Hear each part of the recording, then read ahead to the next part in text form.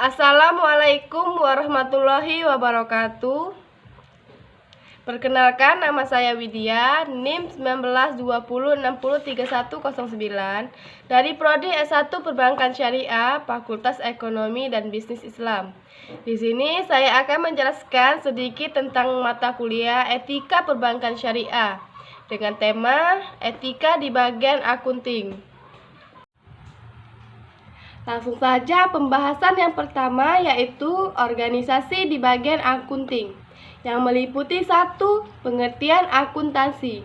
Akuntansi adalah penjabaran, pengukuran, atau pemberian kepastian mengenai informasi yang akan membantu manajer, investor, otoritas pajak, dan lain-lainnya untuk membuat alokasi sumber daya keputusan dalam lembaga perusahaan, organisasi, dan pemerintahan.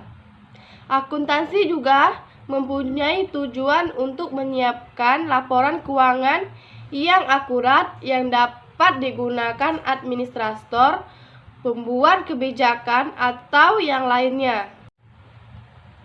2. Organisasi yang ada di bagian akunting, yaitu A. Accounting Section Head, B. Finance Section Head atau Kepala Bagian Akunting. B. Yang dilakukan karyawan akunting. Beberapa fungsi karyawan akunting secara umum, yaitu meliputi 1. Recording report, 2. Melindungi properti dan aset, 3. Mengkomunikasikan hasil, 4. Meeting legal, 5. Mengklarifikasikan, 6. Analisis menafsirkan. Selanjutnya, yang dilakukan karyawan akunting di bagian hotel dan pajak, yaitu meliputi 1. Mencatat hasil penjualan hotel, 2. Menerima dan melakukan pembayaran, 3. Pembukuan atau pencatatan barang dan uang, 4. Pembukuan barang yang dibeli perusahaan tidak dengan cash, 5. Melakukan pencatatan penyimpanan dan pengeluaran. B. Yang dilakukan karyawan akunting di bagian restoran, yaitu meliputi 1. Melakukan pengaturan administrasi keuangan restoran, 2. Menyusun dan membuat laporan keuangan, 3. Menyusun dan membuat anggaran pendapatan dan pembelanjaan secara periode, 3. Menyusun dan membuat surat-surat yang berhubungan dengan bank, 4. Membuat dan menyusun laporan perpajakan. C. Yang dilakukan karyawan akunting di bagian officer, yaitu 1. Melakukan pengenalan produk terhadap klien, nasabah, dan konsumen, 2. Menjaga hubungan baik dengan klien, nasabah, dan konsumen, 3. Berkoordinasi dengan marketing untuk perencanaan pemasaran, 4. Memberikan solusi bagi konsumen, klien, nasabah yang bermasalah, 5. Melakukan analisa kelayakan untuk konsumen, klien, dan nasabah. Selanjutnya, yang tidak boleh dilakukan bagi karyawan akunting.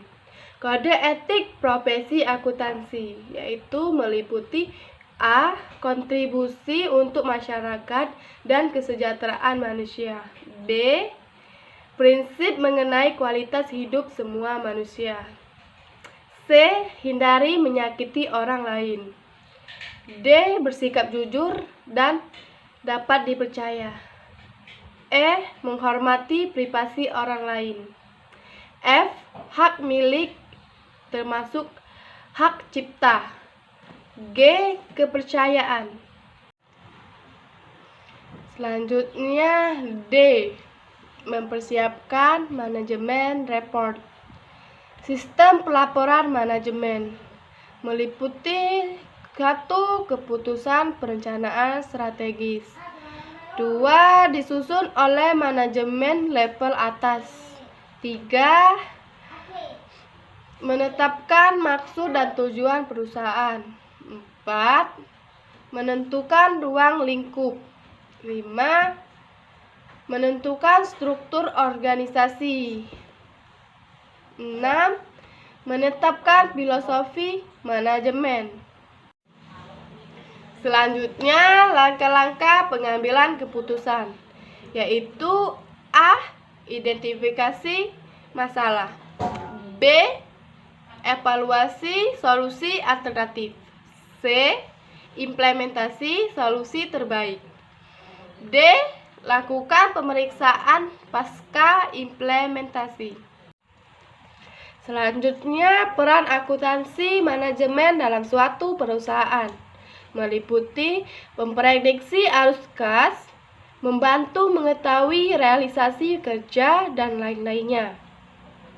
2 tahap akuntansi penanggung jawab, yaitu penetapan tujuan keuangan, proses anggaran, dan pengukuran dan pelaporan kinerja.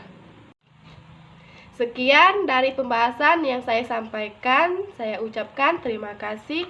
Wassalamualaikum warahmatullahi wabarakatuh.